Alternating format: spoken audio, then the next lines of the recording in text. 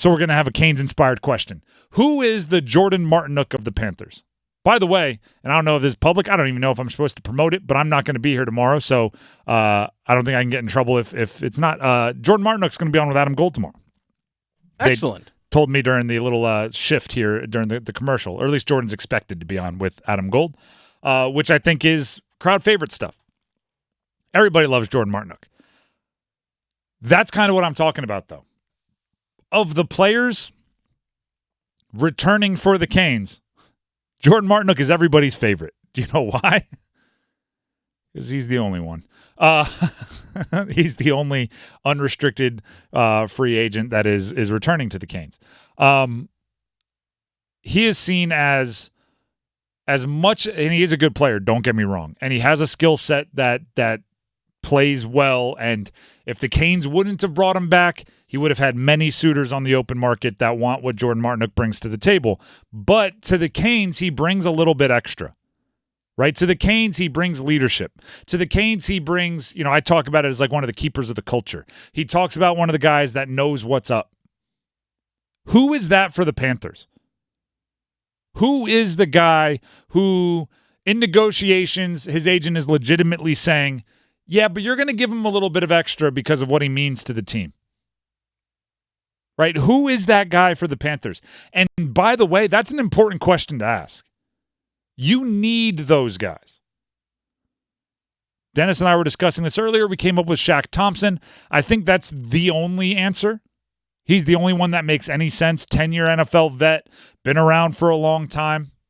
He's seen the ups and downs of that franchise. Seen the ups, and the downs. Yes. And I actually think maybe last year, as they severely underperformed expectations, I think we may have underestimated the impact of what him getting hurt did.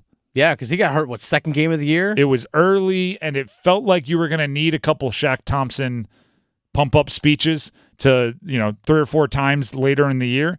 And as somebody that played college football, I can tell you, you can use the injured guy pump-up speech once. You can be the guy on crutches saying, like, I wish I was out there one time. After that, it's like, leave the speeches to the people in pads that are going to go out there and play. You can only cash that in one time. I think they missed Shaq Thompson's leadership. And I also think just how difficult it is to answer that question, who is the Jordan Martinook of the Panthers, shows how far they have to come as far as building that locker room back. Think about the good Panther teams. I'm talking about the Cam Newton peak Panther teams. Luke Kuechly, Thomas Davis, right? Offensively, Greg Olsen, Cam Newton, Williams, Stewart, Khalil, right? Then go further, like Steve Smith. You're going to have so many guys that can be the keepers of the culture. So, like, if all right, Steve Smith's hurt today, Greg Olsen might be a little bit more vocal. Shaq Thompson's hurt today. Who we leaning on, fellas? Who's going to step up? Shy Tuttle ready? Like, it's a tough one. That shows what Dave Canales has to rebuild. And it shows, by the way, one of the biggest flaws in Matt Rule's handling of the organization and then Scott Fitterer and Frank Reich's handling of the organization. Matt Rule did a lot of college stuff, right? Just, hey, recruit the best players. Bring in the guys I know. Did you think about how that would look? Remember like how they were the Temple Panthers for a while? The Baylor Panthers? It was everyone Matt Rule had a previous relationship with. That's not good in a locker room. Right? You don't want players that feel like, oh, there's the coach's favorites and then the others. The guys that played for him in college and then the others. Frank Reich, I mean, look at the coaching staff. They didn't worry about the coaching staff knowing each other. They just went around like an all-star team saying, we'll get the best offensive analyst, we'll get the best coordinator, we'll get the best position coach, we'll get the best. Be darned if they like each other. You need the guys that make sure they like each other. And that's what I think the Canes have in spades, right? Mm-hmm.